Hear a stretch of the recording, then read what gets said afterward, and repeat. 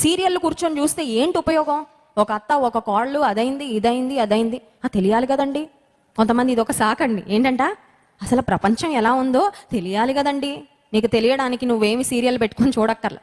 Serial అని చూసి inspire అయిపోతూ ఉంటారు అత్తలు, శాడిస్ట్ అత్తల్లా మారిపోయి. సీరియల్ అని చూసి ఇన్స్పైర్ అయిపోతూ ఉంటారు కొంతమంది కోడళ్ళు, శాడిస్ట్ కోడళ్ళలాగా మారిపోయి. నేను 2 చెప్తానండి, ఎందుకంటే మీరు ఇంకా అత్తగారు అవ్వలేదు కదా అనుకుంటున్నారు కదా. 2 చెప్తాను. సీరియల్ అని చూసి ఏమి ఇన్స్పైర్ అవుతున్నారండి? చాలామంది లోకానుసారంగా ప్రవర్తించడానికి ఇన్స్పైర్ అవుతున్నారు. ఒకరి మీద ఒకరికి కుట్రలు, విరోధాలు, తిట్లు, బూతులు ఇవి తప్ప ప్రేమగా ఉండాలని చూపించే సీరియల్స్ ఏమైనా ఉంటాయండి? నాకు తెలియదులేండి, నేను ఎప్పుడు సీరియల్స్ చూడను.